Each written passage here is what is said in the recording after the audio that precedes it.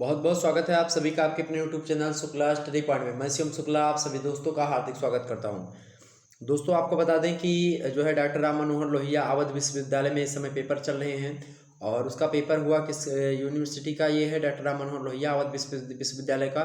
और सब्जेक्ट है आपका कौन सा भाई, तो ये है आपका जो है मिलिट्री साइंस, अर्थात आपका बोल सकते हैं इसको सैन्य विज्ञान। तो बीए में और बीएससी में जो है पेपर लगभग आपका बीए बीएससी का एक ही पेपर होता है। आप बीए भी कर सकते हैं और बीएससी भी कर सकते हैं मिलिट्री साइंस से। तो सेमेस्टर 1 में अगर आप चाहे बीए में चाहे बीएससी में, तो आपका पेपर यही आया था। एग्जामिनेशन आपका कौन सा 2022 का, ये बात ध्यान रखेंगे। नई शिक्षा नीति के अनुसार आपकी परीक्षा हुई है अब की बार, पहली बार। ओके, और अब यही परीक्षा पैटर्न हमेशा लागू होगा। तो 2023-24 के छात्र छात्राओं के लिए ये लेक्चर बहुत ज़्यादा महत्वपूर्ण है। इसमें बताए गए जो प्रश्न हैं जो आए हैं ये आ सकते हैं। अलग विश्वविद्यालय में अगर आपका पेपर नहीं हुआ, दूसरे विश्वविद्यालय से आप हैं, तो उसमें अगर आपकी परीक्षा लिखित होनी है तो आपके लिए लेक्चर मतलब कि ये इसमें जो बताए गए जो क्वेश्चंस आए जो पूछे गए हैं वो बहुत ही ज़्यादा महत्वपूर्ण है। और आपको बता दूं कि ये जितने भी प्रश्न पूछे गए हैं सारे के सारे प्रश्न जो है हमारे मॉडल पेपर से आप देखेंगे आए हैं। मैंने मॉडल पेपर आपको सैन्य विज्ञान का दिया था और आपने देखा था आसानी से सारे के सारे प्रश्न फंस गए। और जिन छात्र छात्रों ने देखा होगा निश्चित तौर पर उनके प्रश्न अच्छे गए होंगे। आपके पेपर का नाम क्या है, डिफेंस एंड स्ट्रैटेजिक जो है स्टडीज, ये पेपर का नाम है। पेपर कोड आपका ये था कंसेप्चुअल, मतलब कि ये आपका एक प्रकार से ये जो है नाम है आपके जो है एक प्रकार से बात की किसका, ये डिफेंस एंड मतलब कि स्ट्रैटेजिक स्टडीज, ये पेपर मतलब आपके उसका नाम है सैन्य विज्ञान अर्थात मिलिट्री साइंस के पेपर का नाम। और उसके साथ ही साथ कंसेप्चुअल मतलब कि एस्पेक्ट्स ऑफ वाले पेपर का नाम ये है।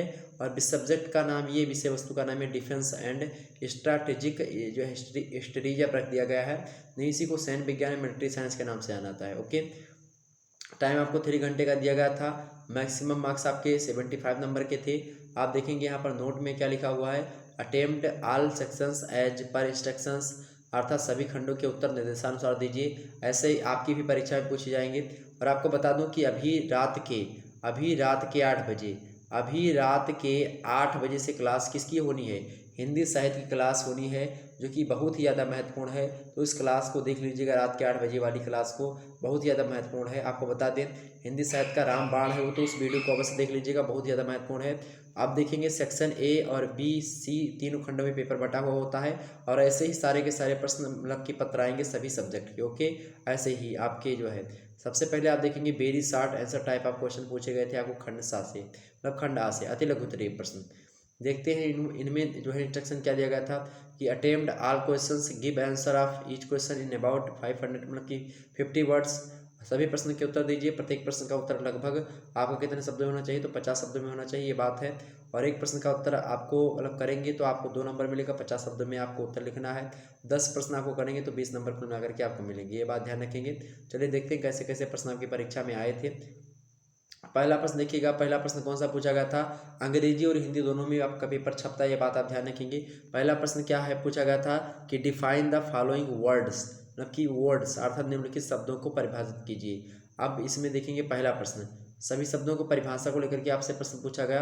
अब ये पहले का जो है प्रकार से पहला है, कहने का मतलब ये है कि ऐसे 1 2 करके रोमन जो है संख्या में आपको 10 तक मिलेगा। और इन्हीं एक का उत्तर का आप लिखेंगे तो आपको जो है 2 नंबर मिलेगा। ठीक, पहला प्रश्न कौन सा है, पहले का पहला कि डिफेंस एंड स्ट्रैटेजिक स्टडीज, इसकी परिभाषा आपसे पूछी गई थी। इसके बारे में हमने आपको बताया था, रक्षा एवं जो है स्ट्रैटेजीय अध्ययन, इसके बारे में हमने आपको खूब बताया था, इसकी परिभाषा भी बताई थी। अगर नहीं देखा तो देख लीजिएगा। वहीं अगला प्रश्न देखेंगे, अगला प्रश्न आपसे क्या पूछा गया भाई, वार क्या होता है, युद्ध क्या होता है, इसकी परिभाषा भी हमने आपको बताई थी। युद्ध से आप क्या समझते हैं, पूरी की पूरी परिभाषा हमने बताई थी, 2-3 विद्वानों के अनुसार बताई थी। अगला प्रश्न आपसे पूछा गया था क्या भाई, जो है कंपिग्न आपसे मतलब कि अभियान या मुहिम जिसको कहते हैं, इसके बारे में भी हमने आपको बताया था। अगला प्रश्न आपसे पूछा गया था क्या भाई, बैटल अर्थात संग्राम क्या होता है, इसके बारे में भी हमने आपको बताया था। देखिए सारे के सारे प्रश्न फंस रहे हैं। अगला प्रश्न आपके समक्ष आया था स्ट्रैटेजी क्या होता है, इसके स्ट्रैटेजी की परिभाषा भी हमने आपको समझाई थी।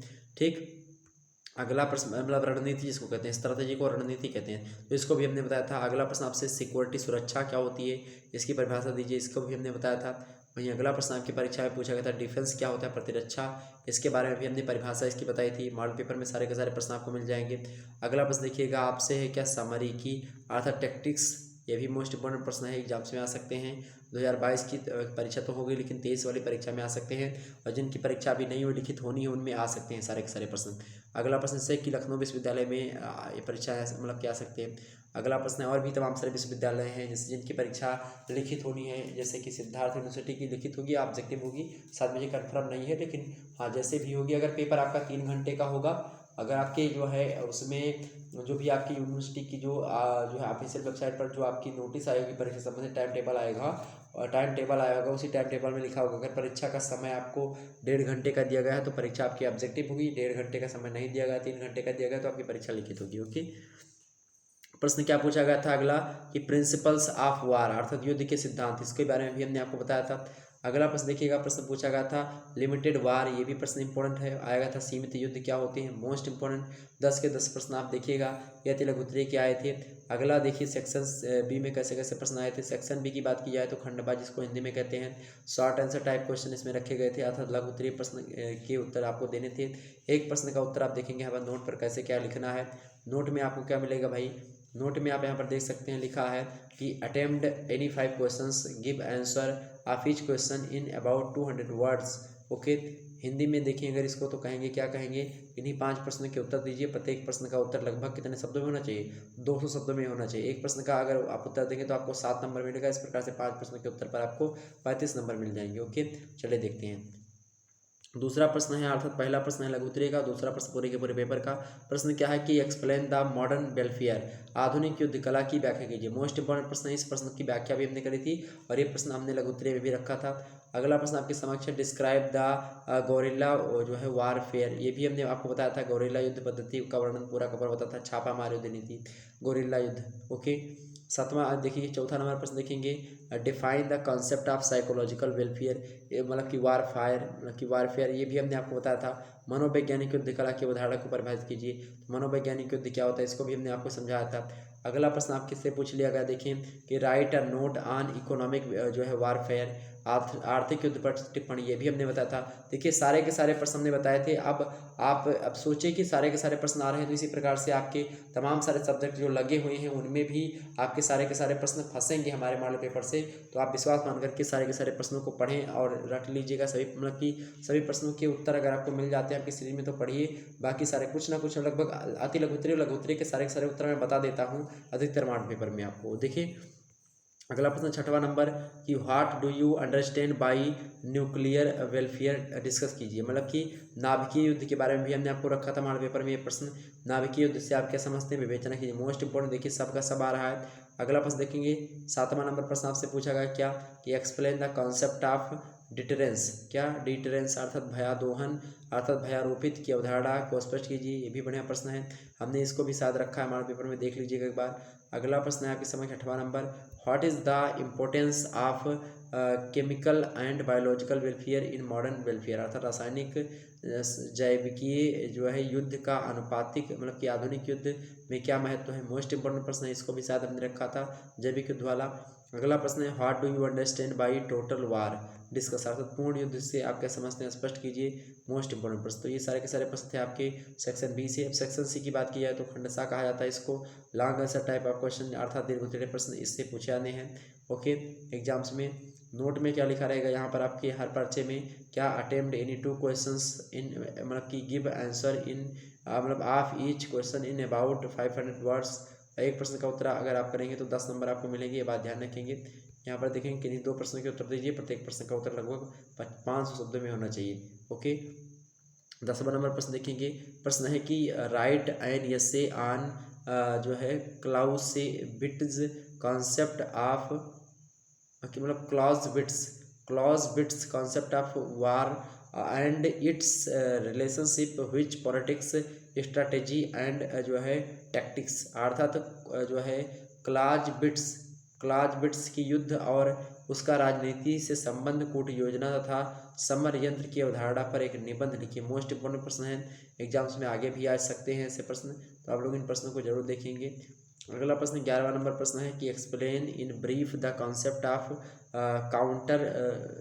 काउंटर गोरिल्ला वारफेयर, कहने का मतलब ये है कि प्रति गोरिल्ला युद्ध संक्रिया की अवधारणा का संक्षिप्त वर्णन कीजिए। मोस्ट इंपोर्टेंट प्रश्न है, तो गुरिल्ला युद्ध के बारे में हमने आपको समझाया भी था। अगला प्रश्न है 12वां number, write an essay on economic warfare, आर्थिक युद्ध पर एक निबंध लिखिए, भी प्रश्न हमने रखा था।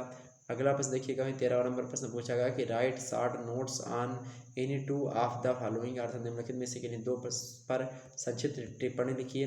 अब इसमें जो है और दिए होंगे, जैसे कि पहला प्रश्न लिखेंगे यहाँ पर, इस पर चाहे ये करेंगे चाहे और अभी आपको आगे मिलेंगे, तो उनमें से केवल दो छांटना है आपको। ओके, क्रांतिकारी युद्ध क्या होता है, अर्थात रेवोल्यूटरी वार क्या होता है, इसके बारे में भी हमने आपको बताया था। वहीं अगला प्रश्न आपसे पूछ लिया भाई कि अल्टीमेटेड वार अर्थात असीमित युद्ध क्या होते हैं, मोस्ट इंपॉर्टेंट प्रश्न है। अगला प्रश्न आपके समझ, तीसरा नंबर, कोल्ड वार क्या है भाई, शीत युद्ध को कोल्ड वार कहा जाता है हिंदी में। ओके, अगला प्रश्न आपके समक्ष है जो है इंसर्गेंसी माने होता है विप्लव, तो ये भी हमने आपको बताया था विप्लव के बारे में। तो ये हो गया आपका पूरा का पूरा पेपर जो कि आपकी परीक्षा में पूछा गया था। चलिए फिर मिलते हैं नेक्स्ट वीडियो में, तब तक के लिए जय हिंद जय भारत। और आपको बता दूं अभी रात की आपकी 8 बजे से क्लास होगी हिंदी साहित्य की मॉडल पेपर की क्लास, रामबाण वीडियो, उसको जरूर देख लीजिएगा। धन्यवाद, मिलते हैं फिर नेक्स्ट वीडियो में, तब तक के लिए जय हिंद जय भारत। वो वीडियो लगी हुई हिंदी की, उसको पहले से अगर जाकर के लाइक कर दीजिए आप सभी लोग। चलिए फिर मिलते हैं नेक्स्ट वीडियो में, तब तक के लिए जय हिंद जय भारत। आप सभी को बहुत बहुत धन्यवाद हमारे से जुड़ने के लिए। इसी प्रकार से अपना प्यार दुलार हमेशा बनाए रखिएगा। बहुत बहुत धन्यवाद।